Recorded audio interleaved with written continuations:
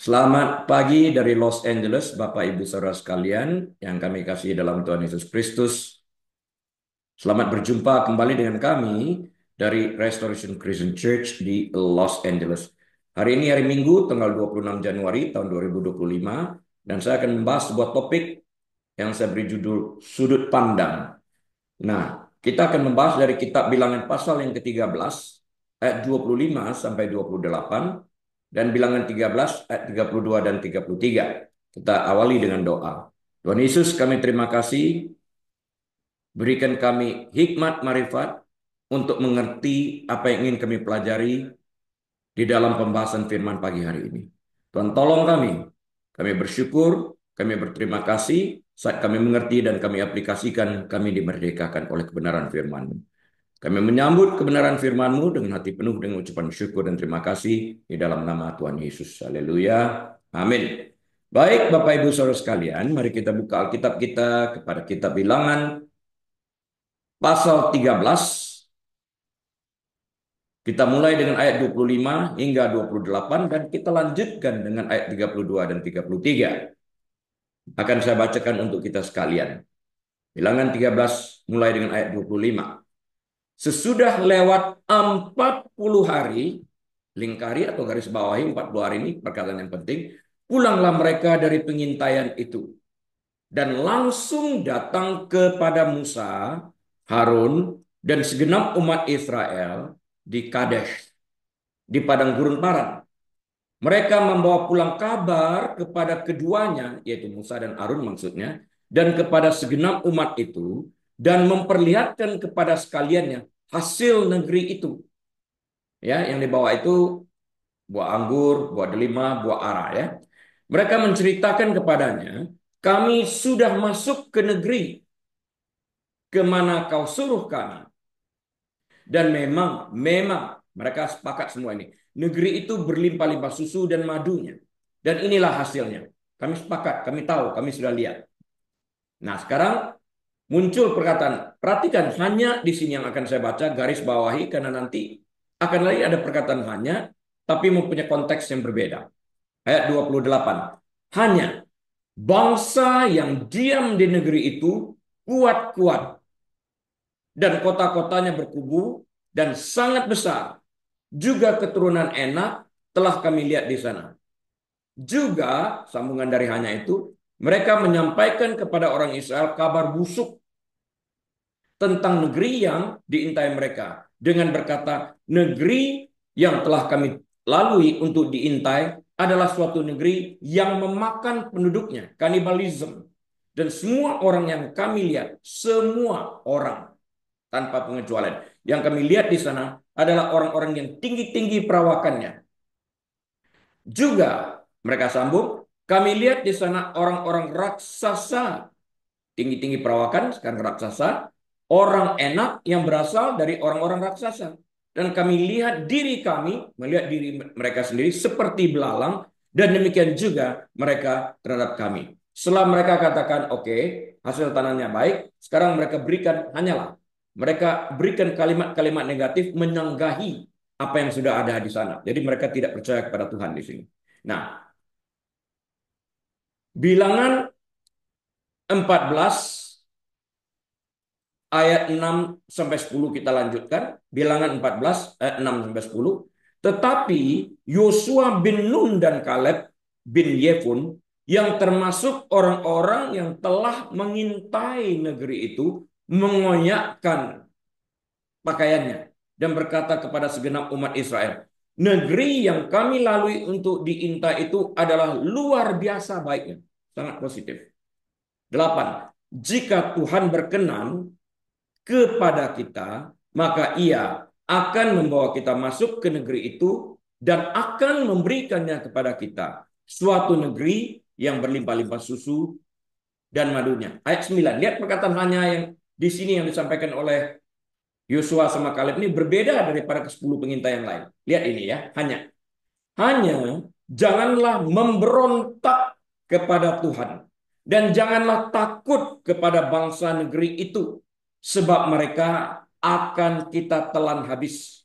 Yang melindungi mereka sudah meninggalkan mereka. sedangkan Tuhan menyertai kita. Sangat positif. Janganlah takut kepada mereka. Dua kali ya, jangan takut, jangan takut. Dalam satu ayat 9 ini. Ayat 10. Lalu segenap umat itu mengancam hendak melontari kedua orang itu dengan batu. Tetapi tampaklah kemuliaan Tuhan di kemah pertemuan kepada semua orang Israel. Yang kita lihat itu adalah bahwa ke-10 pengintai itu menyebarkan racun pikiran negatif kepada rakyat Israel dan mereka termakan oleh mayoritas ke-10 orang ini dan berbalik mengancam kepada kedua orang ini. Yang dua orang ini, Yosua dan Kaleb, berenang melawan arus mempertahankan apa yang mereka lihat dari sudut pandang yang berbeda. Kita akan belajar apa yang menyebabkan perbedaan dari pola berpikir ini. Apakah mayoritas itu selalu benar? Di sini kita belajar tidak. Jadi jangan ikut mayoritas, ikut kebenaran. Olah, Tuhan sudah memberi kita kemampuan untuk berpikir. Kita harus mempergunakan pola berpikir dengan rasio yang sehat. Saya mulai dengan sebuah ilustrasi pendahuluan terlebih dahulu ya. Ada sebuah dongeng. Kalau dongeng harus diartikan dalam bentuk dongeng dan kita ambil hikmatnya. Ada sebuah dongeng yang menceritakan mengapa kucing bermusuhan dengan anjing. Dikisahkan bahwa kucing dan anjing dulu mereka berteman akrab banget. Namun suatu hari kucing menipu anjing dan membuat anjing marah banget. Sejak itu anjing membenci kucing. Ya, ini kan dongeng. Kucing pun menjadi takut kepada anjing. Selanjutnya untuk mencegah agar anjing tidak mengendus, mencium-cium jejak kucing dengan penciuman yang sangat tajam, sejak itu kucing selalu menguburkan kotorannya. Hubungan Esau dengan Yakub mirip dengan anjing dan kucing di atas. Masih kenal kan ya? Ingat kan cerita Yakub sama Esau ini, Esau dan Yakub. Yakub pernah melakukan sesuatu yang membuat Esau marah besar. Ini diracuni oleh ibunya untuk mencuri berkat. Kita tahu itu. Sehingga Esau terpukul. Itulah sebabnya Yakub melarikan diri. Namun dalam perjalanan kembali ke Kanaan, Yakub akhirnya terpaksa harus bertemu dengan Esau. Hal ini membuatnya takut, ya orang bersalah. Karena ia ingat apa yang telah diperbuatnya dahulu waktu menipu kakaknya Esau ini. Sekongkolan dengan mamanya waktu itu. Tentang perihal membuat makanan bagi papanya. Dan juga kemarahan kakaknya. Sebab itu ia ketakutan kalau kakaknya akan membalas dendam. Secara umum, ada dua cara yang dipilih orang untuk menyikapi suatu masalah. Ya, ada dua kelompok. Bagaimana cara kita menyikapi masalah? Tenggelam di dalam masalah, fokus pada masalah atau fokus melihat masalah dan melihat solusinya dengan segera. Ya. Pertama, seperti yang dilakukan oleh Yakub dan oleh kucing dalam dongeng di atas, yaitu melarikan diri dari masalah, tapi masalah mengejar mereka. Masalah tidak selesai dengan melarikan diri. Cara ini memang lebih mudah kelihatannya, tetapi dampak ke depannya dalam jangka panjang bisa berkelanjutan, tidak selesai. Karena apa yang dikuburkan akan bertumbuh. Kita bisa terus digelayuti oleh perasaan tidak tenang, dikejar-kejar oleh masalah. Dan suatu hari, masalah tersebut dapat muncul kembali dengan dampak yang lebih parah, berbuah dia. Karena apapun yang dikuburkan itu akan bertumbuh. Cara kedua adalah dengan menghadapi masalah tersebut dan berusaha menyelesaikannya. Nah, cara ini, jadi cara yang untuk penyelesaian ini pada awalnya mungkin akan tampak lebih repot dan menakutkan. Karena kita bersalah, kita mungkin menghadapi kesalahan kita itu berlaku jujur untuk memperbaikinya. Namun setidaknya masalah itu tidak akan menjadi berkepanjangan. Kita bereskan. Nah, seringkali kan masalah itu kita kuburkan karena kita membenarkan diri kita. Suatu saat Apa yang kita kuburkannya akan mengejar kita. Dan waktu itu pun kalau kita tidak berlaku jujur, kita tetap akan bersifat defensif. Orang yang lain juga akan mengetahui akan sikap ini. Kita akan belajar terus ini. Apakah bersikap defensif untuk mengakui kesalahan itu sebetulnya aku salah, tapi nggak salah. Itu kan defensif. Apa yang dilakukan Yakub terhadap Esau? Kita akan pelajari ini. Cara mana yang akan kita pilih kalau kita melihat ini? Sudut pandang kita itu akan seperti apa? Jangan lari dari masalah, tapi hadapi dan selesaikan sampai tuntas masalah yang ada. Itu cara yang terbaik. Mari kita lihat terlebih dahulu skenario perjalanan orang-orang Israel di bawah pimpinan Musa untuk memasuki tanah perjanjian. Dan kita lihat pola pikir mereka dimulai daripada 12 pengintai, dipisah 2, 10 pengintai dan 2 pengintai. Dan kemudian kita lihat bagaimana cara Yakub menyelesaikan masalah ini. Ya, karena apa yang dikerjakannya di masa lampau terhadap Esau, sekalipun di bawah pengaruh ibunya, dia yang menanggung ini.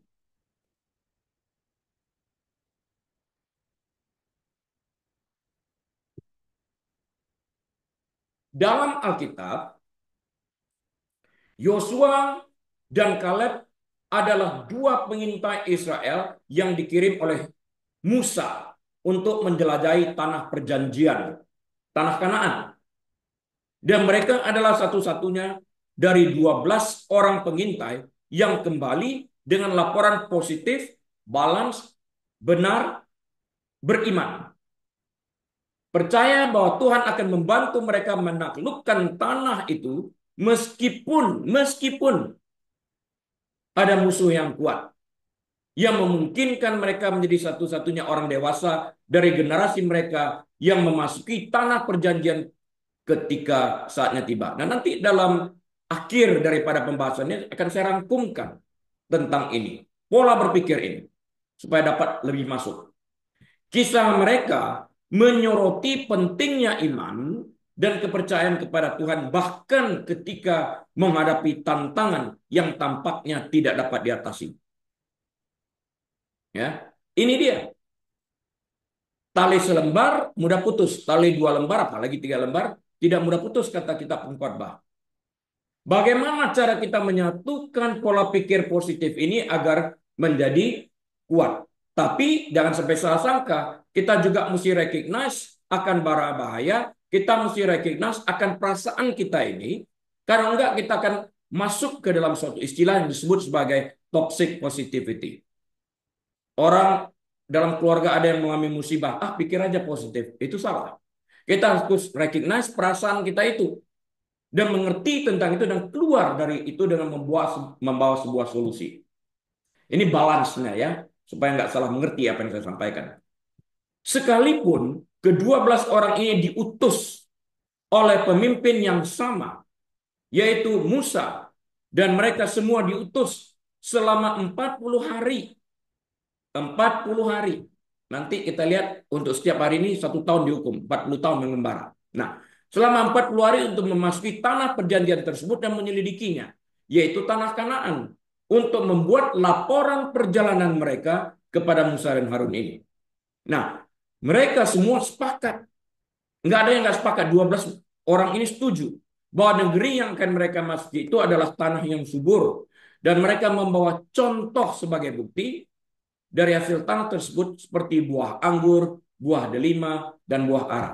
Ada tertulis dalam Bilangan 13 ayat 23. Bagus hasilnya, tanahnya subur, berlimpah susu dan madu artinya.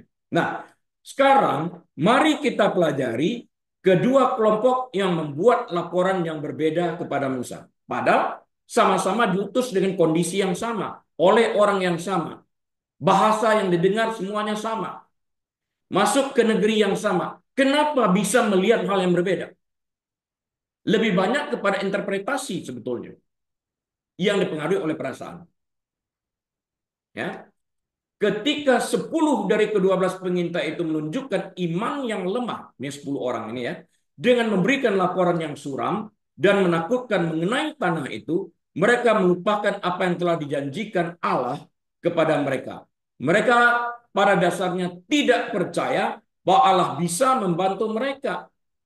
Mereka lupa tentang mujizat yang Allah telah lakukan sejauh ini, membawa mereka keluar dari tanah Mesir. Laut Merah terbelah, mana turun, air keluar, dan sebagainya. Ya, mereka tidak percaya bahwa Allah bisa membantu mereka, dan umat Israel secara keseluruhan diyakinkan oleh berita palsu mereka bahwa mereka tidak mungkin bisa menduduki tanah perjanjian itu seperti yang dijanjikan Tuhan dengan menyebarkan ketakutan mereka. Ini mereka. It is more about them rather than about the people. Lebih banyak tentang mereka. Mereka mentransfer account ketakutan mereka, akun ketakutan mereka. Mereka masukkan ke dalam akun orang-orang Israel ini. Supaya mereka pun menjadi takut. Pikiran mereka ini mereka masukkan, ini racun, ini mereka masukkan, mereka tanamkan, dan seluruh orang-orang ini termakan. Waktu Yesus di hadapan Pilatus kan sama, itu digerakkan, diracuni oleh para imam. Salibkan, semua orang bilang salibkan. Padahal mereka melihat segala kebaikan yang dilakukan Yesus. Kenapa itu terjadi? Racun yang ditebarkan ini diterima tanpa diolah. Masih ada sampai saat ini. Racun ditebarkan. Orang tidak berpikir secara rasio-rasionya mati. Sehingga orang melihat sedikit kesalahan dan itu dibesarkan. Bola berpikir yang salah. Nah, ini pada saat orang membayar penaltinya, orang itu lupa apa yang pernah dikerjakannya. Kita lihat, belajar terus dari sini. Akibatnya, seluruh bangsa itu dibuat mengembara di padang gurun selama 40 tahun. 40 hari, satu hari, sama dengan 1 tahun. Menjadi 40 tahun mengembara. Yaitu 1 tahun untuk setiap hari masa pengintaian mereka. Sampai hampir seluruh generasi laki-laki yang waktu itu berusia 20 tahun ke atas meninggal di padang gurun. Yosua dan Kaleb adalah dua pengintai yang membawa kembali laporan yang baik dan percaya bahwa Allah akan membantu membuat mereka berhasil. Hanya mereka berdualah laki-laki dari generasi mereka yang diizinkan untuk masuk ke tanah yang dijanjikan setelah waktu pengembaraan selesai. Karena mereka berani berenang melawan arus negatif. Negatif current dilawan sama mereka karena mereka berpegang kepada janji Tuhan. Kelihatannya mereka rugi pada waktu itu karena mereka ingin dirajam dengan batu. Mereka menahan semuanya ini tanpa bersikap defensif. Mereka berserah kepada Tuhan. Itu sikap yang terbaik. Waktu kita dirugikan dengan perkataan-perkataan fitnah, perkataan-perkataan toksik, diam dan pilih mendekatkan diri kepada Tuhan. Saatnya akan muncul. Di mana letak perbedaan sudut pandang ini? Di mana? Kita pelajari. Ke-10 pengintai yang memberikan berita negatif kepada Musa dan Harun fokus pada faktor eksternal. Orangnya besar, berkubu, ya. Ditambah lagi berita-berita palsu, kanibalisme, makan manusia, ya. Yaitu orang-orang raksasa ini, kota-kota berkubu ini, kanibalisme ini, sehingga mental mereka menciut dan mereka menjadi takut. Ketakutan mereka ini dimasukkan ke dalam akun orang-orang ini. Sehingga mereka pun menerima, diperkaya dengan perasaan takut. Lupa kepada janji Tuhan. Ketakutan mereka ini mereka transfer kepada orang Israel. Sehingga orang-orang Israel yang mendengar berita negatif ini menerima ketakutan ke-10 orang ini tanpa memeriksa lebih lanjut, ya, menjadi ketakutan mereka. Ketakutan 10 orang ini dijadikan ketakutan mereka. Sedangkan visi Tuhan mereka tolak dengan ketakutan ini. Nah, mereka secara kolektif melupakan janji Tuhan kepada mereka, yaitu untuk menduduki tanah perjanjian melimpah susu dan madunya ini. Jadi, ke-10 pengintai itu memutuskan untuk membawa kembali laporan yang tidak seimbang, menekankan kesulitan tugas mereka. Nah, karena itu sebagai pemimpin kita harus mendengar dari sisi yang benar terhadap apa yang disampaikan. Karena banyak sekali racun yang disampaikan oleh orang-orang tertentu, dalam hal ini 10 orang ini, diputarbalikkan kenyataannya. Sudut pandang mereka berbeda daripada Yosua dan Kaleb. Yosua dan Kaleb tidak setuju dengan mayoritas pengintai lainnya ini dan mencoba untuk meyakinkan orang Israel bahwa mereka bisa menaklukkan tanah itu karena mereka berpegang teguh kepada janji Tuhan untuk memasuki tanah tersebut. Dan janji Tuhan inilah yang memotivasi mereka. Sehingga faktor eksternal tidak dapat menggoyahkan kepercayaan mereka kepada Tuhan yang akan memimpin mereka untuk masuk ke tanah perjanjian tersebut. Yosua ini pengalaman pribadinya melihat bersama dengan Musa Laut Merah dibelah, mana turun, ya, air keluar dari gunung batu. Dan setelah Musa tidak ada dalam membawa orang Israel 2,5-3 juta orang masuk ke tanah perjanjian, dia ikut melihat bagaimana sungai Yordan terbelah. Dia percaya dan tidak tergoyahkan di dalam hal ini. Dulu Tuhan membantu, hari ini tidak berbeda. Tuhan itu sama, yang berjanji akan menepati janjinya. Orang semua yang ikut itu tahu dan melihat hal ini. Apa yang membuat perbedaan ini, sudut pandang ini? Mereka melihat masalah, memutarbalikkan kebaikan Tuhan itu. Ini toksik banget loh ini. Kebaikan Tuhan yang selama ini dilakukan sejak keluar dari Mesir sampai masuk di tanah perjanjian pada hari ini, mau masuk ke tanah perjanjian, diabaikan. Tuh, 10 tulah di Mesir, penyeberangan Laut Merah di tanah yang kering, mana turun, air keluar dari gunung batu. Kok lupa kebaikan Tuhan itu? Itu dia. Namun komunitas Israel diyakinkan oleh apa? Diyakinkan oleh kesimpulan mayoritas, yaitu oleh ke-10 pengintai ini. Semua pengintai, semua kecuali Yosua dan Kaleb dipukul dengan wabah penyakit dan meninggal. Konsekuensinya itu orang menyalahkan Tuhan. Kok bisa Tuhan disalahkan? Ini kan mereka yang mengundang wabah ini, bukan Tuhan. Kalau kita tidak mau kena tiket karena speeding, ya jangan speeding. Kita nggak mau mendapatkan penalti, ya jangan melakukan kesalahan. Itu kita yang tentukan. Kesimpulannya adalah kita harus berani berenang melawan arus untuk tiba di tempat tujuan dengan berpegang pada visi dan janji Tuhan. Memang melelahkan, tetapi itu yang terbaik. Jika kita menentang Allah dan visinya, kita tidak pernah akan tiba di garis finish. Dan kita akan tiba di garis yang kita tentukan sendiri, yang berbeda daripada finish line yang ditentukan Tuhan. Kita nggak sampai di tempat tujuan. Dan kita berada di tempat yang tidak Tuhan inginkan. Semakin cepat kita berlari, kita akan berlari ke arah yang salah. Makin jauh kita daripada Tuhan itu sendiri. Kenapa tidak berbalik dengan bertobat? Inilah kekalahan yang sesungguhnya itu.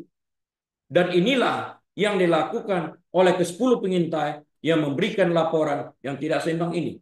Kita wajib mempergunakan logika berpikir kita yang seiring sejalan dengan kebenaran Tuhan, firman Tuhan itu, untuk menemukan kebenaran itu sendiri, sehingga kita tidak terjebak di dalam pola berpikir yang salah, pola berpikir mayoritas yang salah, tapi berpegang sekalipun minoritas, tapi Tuhan menyertai kebenaran.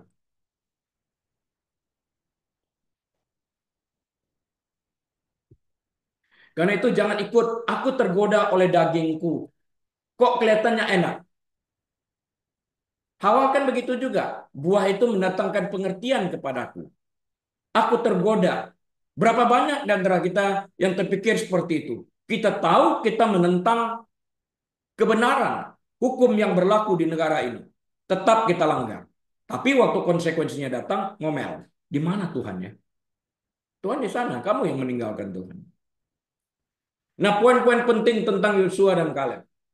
Visi yang Tuhan berikan adalah untuk memasuki tanah perjanjian yang berlimpah susu dan madunya. Ini value. Jangan dihilangkan value ini. Jadi, visi yang diberikan Tuhan adalah akhir dari segala sesuatu yang dicapai. Masuk ke negeri yang berlimpah susu dan madunya. Ini akhir. Ini visi. Antara titik awal, jadi pada waktu visi diberikan ini, dan pencapaian visi terbentang sebuah perjalanan yang kita sebut journey. Dan Tuhan tidak memberikan data secara komplit tentang journey itu sendiri. Coba bayangkan, ya nanti kamu nggak ada makanan, kamu nggak ada ini, kamu nggak ada itu, orang sudah kalah semangat dulu kan. Step by step, Tuhan pimpin dengan tiang api di malam hari dan tiang awan di siang hari. Tuhan tidak tinggalkan. Musa ditunjuk oleh Tuhan untuk menggenapi visinya. Dan untuk membuat visi Tuhan ini menjadi kenyataan, Musa harus membuat rencana perjalanan misinya secara detail. Lihat aja Yusuf. Dia mimpi. Bulan, bintang, matahari tunduk kepadanya. Padi-padi, kumpulan padi itu tunduk kepada padinya. Marah kan saudaranya? Kalau Tuhan memberikan secara detail perjalanan journey-nya untuk menjadi seorang pemimpin, harus masuk sumur, harus dijual, harus difitnah, harus masuk penjara, mungkin dia patah semangat. Karena itu Tuhan tidak memberikan. Memberitahu ini, GPS juga, ya dalam 100 yard lagi kamu akan belok kanan, kan pelan-pelan diberitahu. Dalam 2 mile lagi kamu akan exit. Kan begitu. Jadi kita berjalan selangkah demi selangkah. Nah, singkatnya, kita dapat belajar hal-hal berikut dari kedua kelompok yang berbeda sudut pandang ini.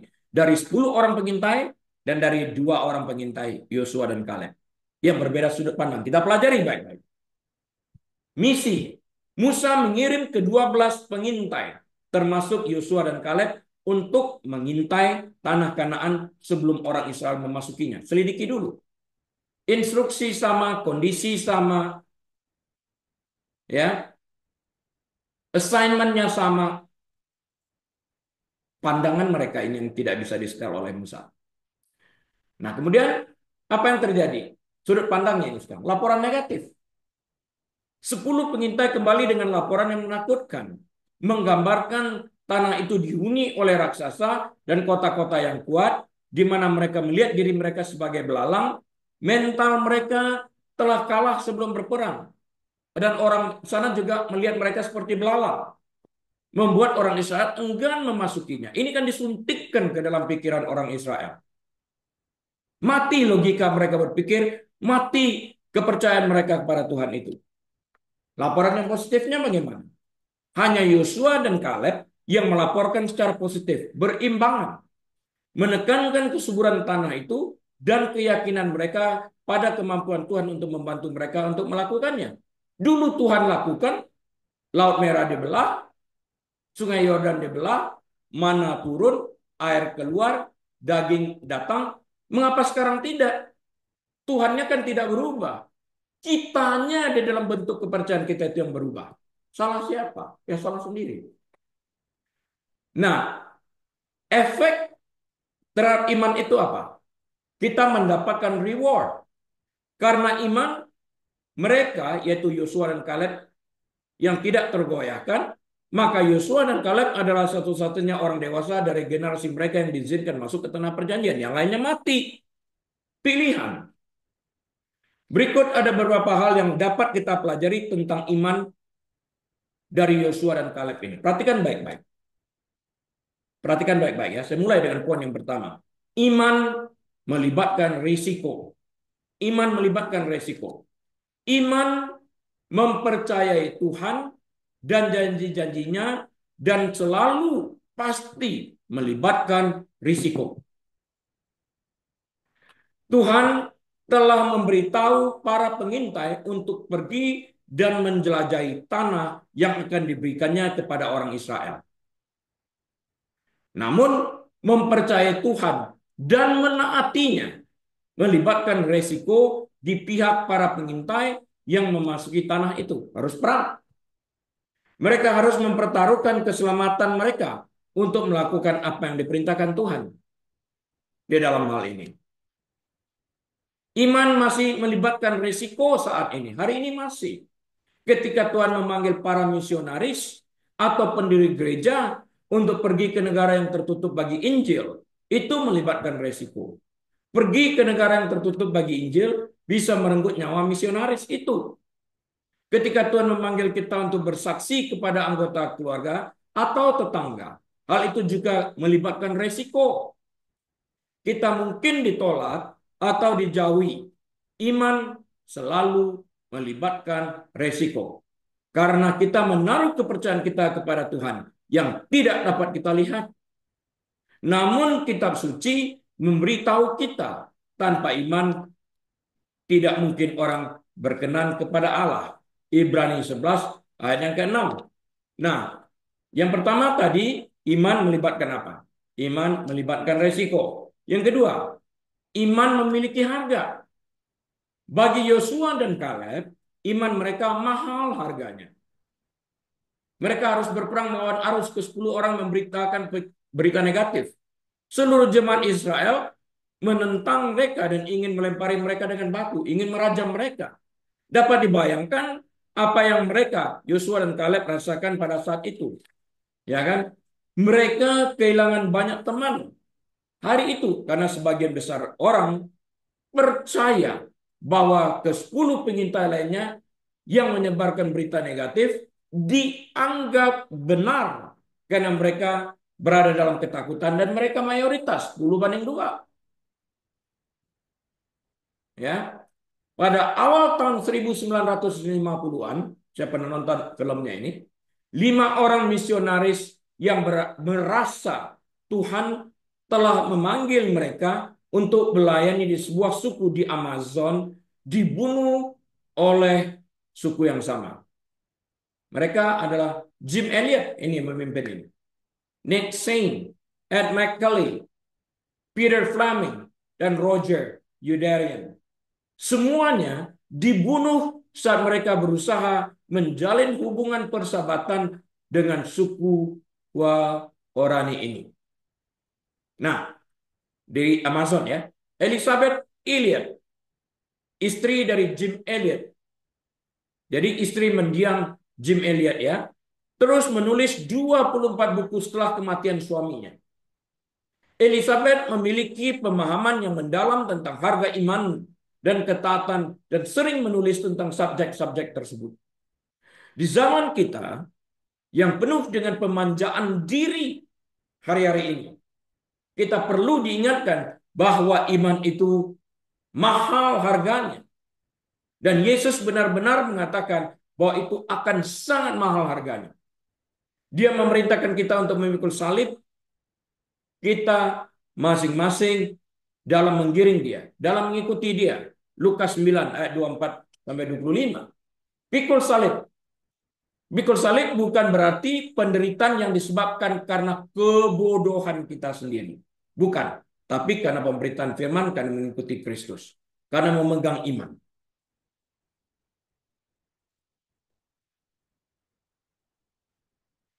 Iman memandang kepada Tuhan. Ya, iman penuh risiko, iman mahal harganya. Dan sekarang iman memandang kepada Tuhan. Yosua dan Kaleb melihat hal yang sama yang dilihat ke-10 pengintai lainnya. Assignment-nya kan sama. Tempat yang dikirim sama. Mereka dalam satu tim. Namun, mereka berdua memiliki respon yang berbeda. Mengapa? Yosua dan Kaleb memfokuskan mata mereka pada karakter Tuhan yang Maha Kuasa daripada rintangan. Rintangan yang sudah dilewati mereka begitu banyak, sudah berhasil dilewati. Tuhan kan tidak berubah dalam karakternya. Mata-mata para pengintai lainnya berfokus pada tantangan daripada kepada karakter dan janji Tuhan ini. Akibatnya, mereka menyebarkan hal-hal negatif ke seluruh perkemahan yang ada. Mungkin mereka berpikir this is the best way. Tebarkan aja racun. Mereka nggak mengerti konsekuensi daripada apa yang mereka lakukan ini. Mereka menaburkan itu yang akan mereka tuai. Lupa akan faktor ini. Perbedaan telak adalah bahwa Yosua dan Kaleb melihat apa yang perlu mereka lihat. Dan bukan apa yang ingin mereka lihat. Bedakan apa yang perlu kita lihat dan apa yang ingin kita lihat. Dua hal yang berbeda itu. Kalau yang perlu kita lihat berjalan seiring dengan nilai-nilai daripada tujuan.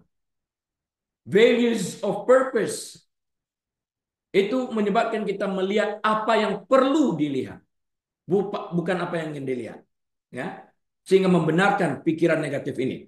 Nah, Itu yang ingin dilihat. Kalian perlu dilihat bersangkutan dan nilai, kita akan melihat sesuatu tantangan yang dapat dikalahkan.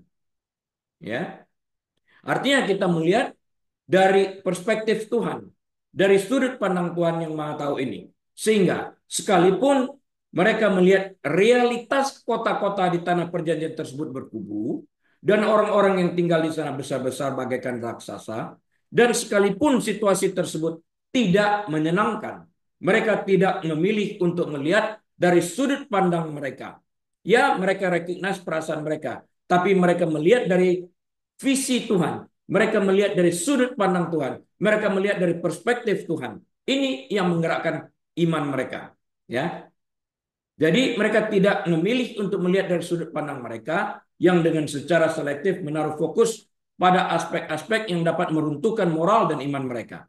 Tapi mereka justru berpegang teguh pada janji Tuhan yang memungkinkan mereka untuk merebut dan tinggal di tanah perjanjian tersebut. Jadi mereka pusat di sana. Ya kalau dikasih, kasih. Kalau dikasih sudah. Bukan begitu. Itu artinya nggak sungguh-sungguh. Kita mesti ada determination-nya ini. Disiplin, persisten, konsisten. Tidak berubah dalam menggiring Tuhan. Pelajaran bagi kita adalah bahwa ketika tantangan besar datang di dalam kehidupan kita, kita perlu mengalihkan fokus kita dari masalah kita dan memusatkannya dengan teguh pada Tuhan. Setiap tugas dari Tuhan memiliki tantangan. Namun, jika fokus kita ada pada masalah, maka masalah kelihatan jauh lebih besar dari Tuhan yang memegang kendali, sehingga kita akan diliputi rasa takut. Sering saya tanya, kapan burung terlihat lebih besar daripada gunung? Saat burung terbang depan mata kita. Fokus pada masalah menyebabkan Tuhan menjadi kecil, karena pikiran kita ditakuti, diserbu oleh masalah. Solusinya nggak ada. Capeknya ada. Detak jantung meningkat, tekanan darah meningkat karena takut ini. Takut sedikit, baik. Karena itu akan memberikan tindakan preventif kepada kita untuk mempertahankan dan melindungi diri kita. Ketakutan yang berlebihan seperti ini mencelakakan kita.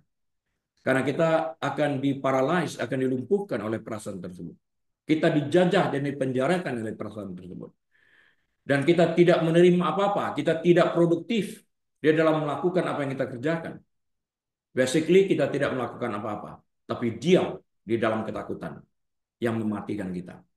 Sebaliknya, jika fokus kita berpusat pada Tuhan dan janji-janjinya, maka masalah yang tadinya kelihatan besar akan menjadi normal dan pikiran kita akan mampu melihat solusi yang telah Tuhan siapkan melalui hikmat dan marifat yang diberikannya kepada kita. Kita membutuhkan iman Yosua dan Kaleb.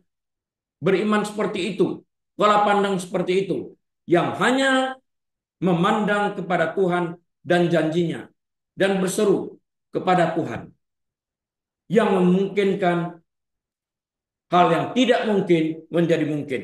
Sesuatu dapat terjadi bersama Tuhan. Ini digerakkan oleh iman.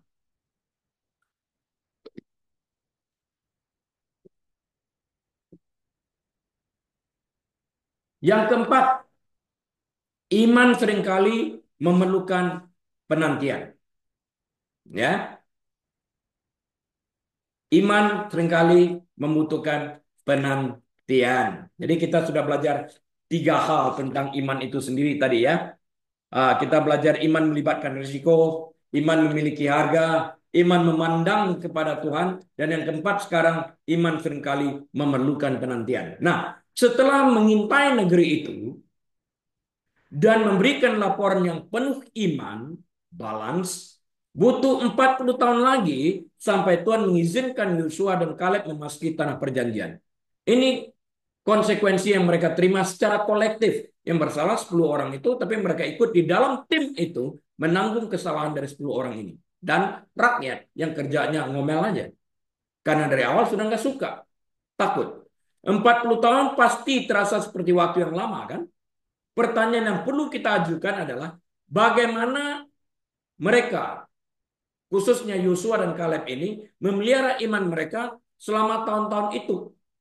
Penantian mereka adalah hasil dari dosa 10 pengintai lainnya yang tidak percaya pada janji Tuhan. Namun seringkali Tuhan menggunakan penantian untuk menyempurnakan orang-orang pilihannya dan menyiapkan panggung bagi kemuliaan namanya. Ya, nah kalau dari awal nggak mau, mereka terus aja murmur, takut tetap berjalan, nggak takut tetap berjalan. Mana yang kita pilih? Takut berlebihan atau sekedarnya mendorong kita untuk maju, untuk beriman lagi kepada Tuhan, bergantung lagi kepada Tuhan. Dalam takut, aku percaya, kata Alkitab. Ya, ternyata yang 10 orang ini tidak. Pada usia 85 tahun, yaitu 40 tahun setelah mengintai negeri itu, Kaleb bin Yefun ini meminta Yosua bin Nun untuk memberinya tanah yang telah dijanjikan Tuhan kepadanya untuk keluarganya. Bahkan pada usia 85 tahun, Kaleb percaya Tuhan akan menggunakan dirinya untuk mengusir orang enak kaum raksasa ini. Ia bahkan merasa kekuatannya di usia senjanya, di usia 85 tahun, sama seperti ketika ia berusia 40 tahun. Ini faktor apa ini?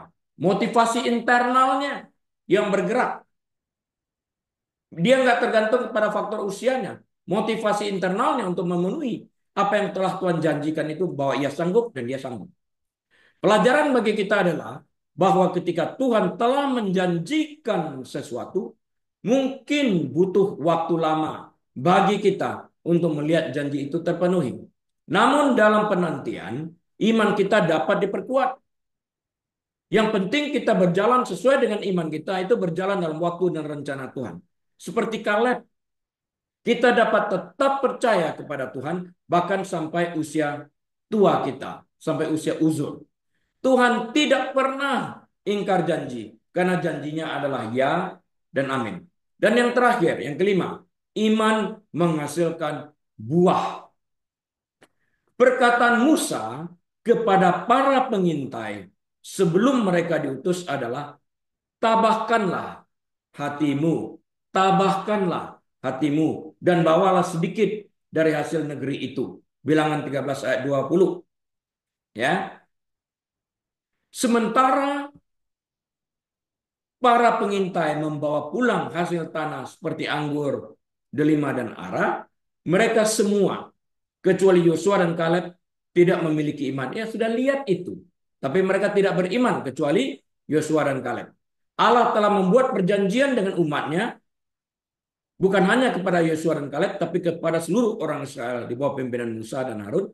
Mereka akan memasuki tanah perjanjian. Namun 10 pengintai tidak memiliki iman yang kuat yang diperlukan untuk bertindak atas janji Allah. Bayangin 10 orang ini bisa mempengaruhi jutaan orang lainnya. Diracuni. Lihat ya kemampuan racun itu.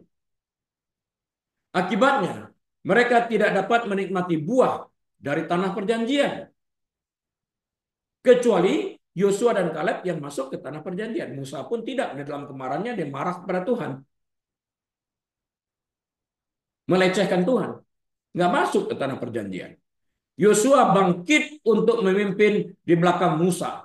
Dan Kaleb menikmati hidup dengan sukacita dan ketahanan. Bahkan di usia tuanya. Pada usia 85 tahun ia meminta, berikanlah kepadaku gunung ini. Balansnya, kesalahan yang pada Musa itu adalah, pertama kali memang Tuhan mengatakan pukul batu karang ini untuk mengeluarkan air. Itu melambangkan kematian Yesus pertama kali.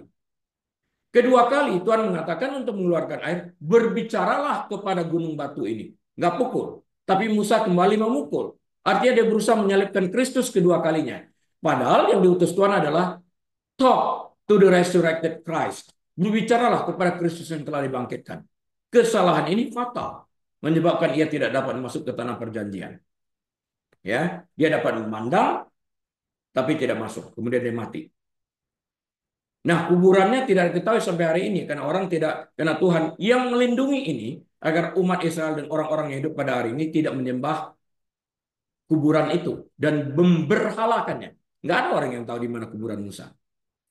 Kita sekarang hidup dalam perjanjian baru. Dan buah yang dijanjikan Allah adalah buah roh.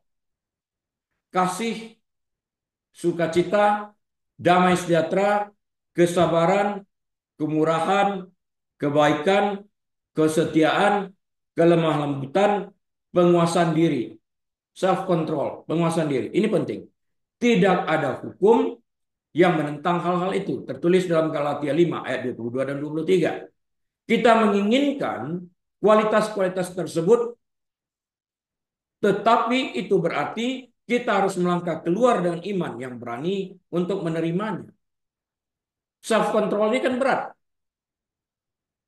Ini dalam ilmu psikologi disebut EQ atau kecerdasan emosional, pengontrolan diri. Kita harus menjalani iman kita dengan kepercayaan yang mutlak dan ketaatan yang aktif.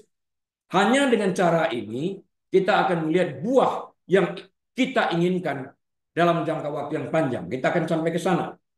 Kisah Yosua dan Kaleb memiliki banyak pelajaran bagi kita dan bagaimana kita menjalani kehidupan beriman.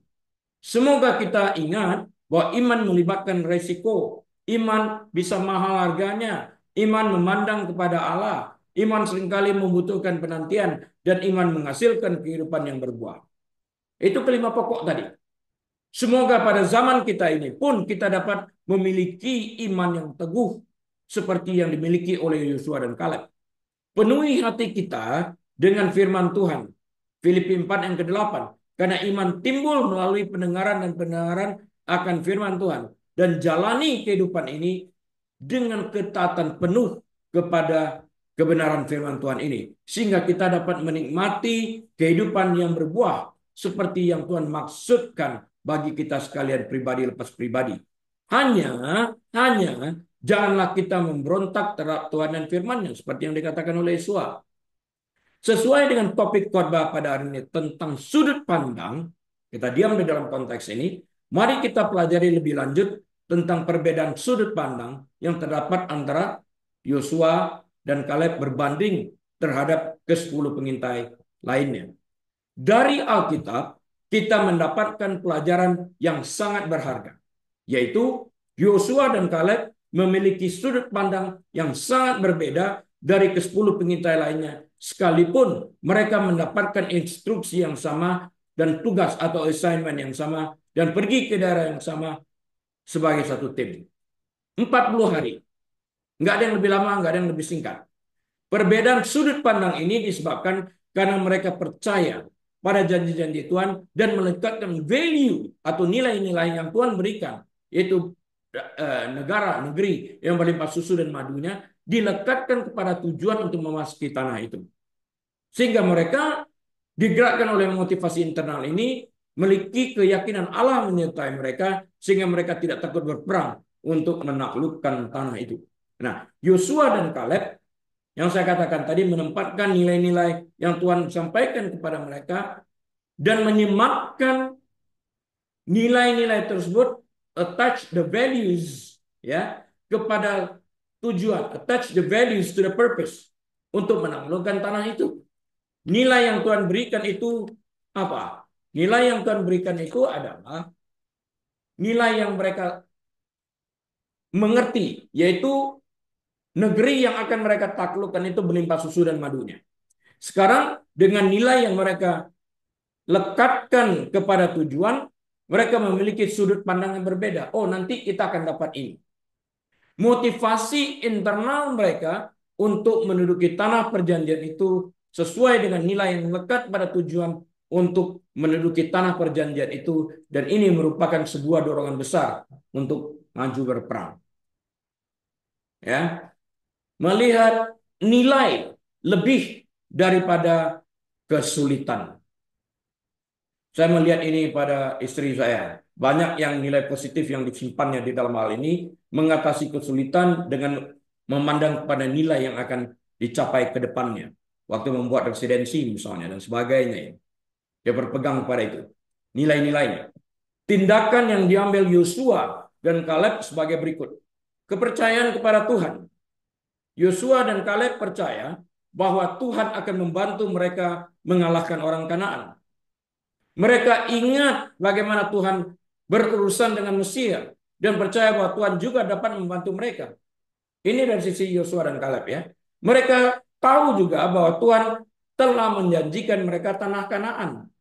Mereka tidak takut dengan resikonya. Diancam oleh 10 orang itu. Diancam untuk berperang dengan orang-orang yang besar. Yosua dan Kaleb tidak terintimidasi oleh jumlah prajurit atau kekuatan kota-kota. Mereka yakin bahwa Tuhan akan membantu mereka berhasil. Mereka cepat dalam hal menaati Tuhan dan firman-Nya. Ya. Mengerti konsekuensi. Nah, orang Israel yang tidak percaya kepada Tuhan mengabaikan firman Tuhan dan perintahnya, ditolak untuk masuk ke tanah Kanaan. Itu kan pilihan. Mereka dikutuk oleh Tuhan untuk mengembara di padang gurun selama 40 tahun. Perhatikan juga Sarah yang ingin membantu Tuhan. Tuhan janjikan akan diberikan keturunan melalui Abraham. Dia suruh Hagar, gundiknya, untuk membantu dia mendapatkan keturunan Ismail. Problemnya sampai hari ini. Perhatikan ini yang tidak sabar. Wah, terpengaruh oleh ini dan itu. Oleh lingkungan, oleh perkataan orang lain. Orang berpegang pada apa yang dikatakan orang daripada kepada Tuhan. Kepada spouse daripada kepada Tuhan. Sesuatu yang perlu kita pertimbangkan, sekalipun istri atau suami berkata lain, tapi Tuhan mengatakan keyakinan yang tertulis di dalam firman-Nya, ikuti firman. Itu harus. Itu harga yang harus dibayar. Nah, hanya Yosua dan Kaleb yang selamat kan, yang lain enggak. Nah, sekarang peran setelah pengalaman padang gurun itu apa? Yosua dipanggil oleh Tuhan untuk memimpin orang Israel memasuki tanah perjanjian menggantikan Musa. Kehormatan ini. Yosua dan Kaleb adalah satu-satunya orang dari generasi mereka yang diizinkan untuk memasuki tanah perjanjian karena kepercayaan mereka kepada Tuhan, tindakan mereka menunjukkan mereka beriman. Kalau hanya perkataan aku beriman tapi tindakan enggak, bohong. Karena tindakan menunjukkan apa yang mereka yakini. Sebagai kesimpulan, summary saya seperti ini. Yosua dan Kaleb kembali dengan laporan yang sangat berbeda dari para pengintai lainnya. Karena mereka memiliki iman yang kuat kepada Tuhan dan percaya bahwa orang Israel dapat menaklukkan tanah perjanjian sesuai dengan apa yang Tuhan janjikan. Sementara ke-10 pengintai lainnya merasa kecil hati karena ukuran dan kekuatan orang Kanaan. Sehingga mereka memberikan laporan negatif yang membuat orang Israel yang jutaan orang banyaknya takut untuk memasuki tanah itu. Pada dasarnya Yosua dan Kaleb percaya pada janji Tuhan. Percaya pada janji Tuhan artinya mereka tahu Tuhan ikut berperang. Lihat aja Yosua berani berdoa. Dalam Yosua 24, matahari diam dan tidak bergerak di Gilboa. Mana ada seorang manusia yang berdoa seperti demikian didengarkan oleh Tuhan. Ini satu-satunya matahari lambat-lambat terbenam. Sementara Yosua bukan duduk, bukan beristirahat. Dia berperang untuk mengalahkan kaum Amalek. Ini imannya. Terbukti. Enggak goyah. Ya. Mereka tahu janji Tuhan itu seperti apa. Yosua dan Kaleb percaya pada janji Tuhan. Sementara yang lain tidak. Jadi perbedaan sudut pandang ini terletak pada cara penafsiran terhadap apa yang dilihat. Apakah 10 orang ini tidak melihat laut terbelah? Oh iya, mereka lihat. Apakah mereka tidak lihat air keluar dari batu karang? Iya. Apakah mereka tidak melihat mana turun? Iya. Apakah Tuhan tidak memberikan makan burung puyuh? Iya. Semuanya iya. Tapi mereka abaikan semua kebaikan Tuhan ini untuk berpegang pada masalah, bukan pada Tuhan. Ini racun banget yang meracuni pikiran mereka. Jahat ini. Jadi sudut pandang yang berbeda menghasilkan apa? Sudut pandang yang berbeda menghasilkan semangat yang berbeda. Alkitab menggambarkan Kaleb memiliki semangat yang berbeda dari pengintai lainnya yang menunjuk kepada imannya yang tidak tergoyahkan kepada Tuhan bersama dengan Yosua. Yosua dan Kaleb berkata seperti ini, mereka kuat, itu tidak akan mudah. Itu benar. Namun dengan pertolongan Tuhan, ini lihatnya, namun dengan pertolongan Tuhan kita akan berhasil. Jawaban Yosua dan Kaleb menunjuk kepada nilai yang terdapat pada tujuan untuk menduduki tanah perjanjian, yaitu Tuhan akan memberikan tanah yang berlimpah susu dan madunya. Ini motivasi internal yang menggerakkan mereka sehingga mereka berpegang kepada janji Tuhan yang akan berperang bagi mereka. Kita sekalian perlu belajar untuk mengenali informasi yang benar dan informasi yang salah agar kita dapat terhindar dari manipulasi racun yang ditebarkan. Tuhan Yesus memberkati. Tuhan Yesus, kami berterima kasih untuk kebenaran firman-Mu yang telah ditaburkan. Dan kami belajar begitu banyaknya untuk bergantung sepenuhnya kepada Tuhan, melihat kebenaran mutlak yang berasal daripada Engkau. Jika kami menolak Engkau sebagai satu-satunya sumber kebenaran, maka tidak ada lagi sumber kebenaran yang lain yang dapat kami cari. Terima kasih Tuhan. Tolong kami untuk setia sampai kepada kesudahannya. Jemaat yang dikasih Tuhan, mari kita buka pintu hati kita dan angkat kedua tangan kita. Tuhan memberkati engkau dan melindungi engkau. Tuhan menyinari engkau dengan wajahnya dan memberi engkau kasih karunia. Tuhan menghadapkan wajahnya kepadamu dan memberi engkau damai sejahtera. Tuhan membuat engkau menjadi kepala, bukan ekor. Tuhan menyebabkan engkau naik dan tidak turun. Tuhan memberkati engkau dimanapun engkau berada dan membuat usahamu berhasil. Engkau menjadi kepala bukan ekor, naik dan tidak pernah turun. Diberkati saat engkau masuk, diberkati saat engkau keluar, diberkati kandunganmu, diberkati pekerjaanmu, diberkati kesehatanmu, diberkati rumah tanggamu, diberkati keturunanmu, diberkati kesehatan. Apapun yang kau kerjakan dengan kedua tanganmu, Tuhan berkati yang dapat membuat Tuhan dipermuliakan. Sehingga kita semakin kecil, Tuhan semakin diperbesar. Terima kasih Tuhan. Biarlah kami menerima berkat-Mu dan membuka lembaran waktu kami dengan arti penuh dengan ucapan syukur dan terima kasih dengan hikmat dan marifat dari Allah Bapa. Damai sejahtera dari Tuhan Yesus dalam persekutuan yang manis dan erat bersama dengan Tuhan Allah Roh Kudus saat ini sampai selama-lamanya. Yesus Tuhan datang kali keduanya menjemput kami semua yang percaya kepadanya. Haleluya. Amin. Baik, Bapak Ibu Saudara sekalian, atas izin Tuhan, kita akan berjumpa kembali minggu depan.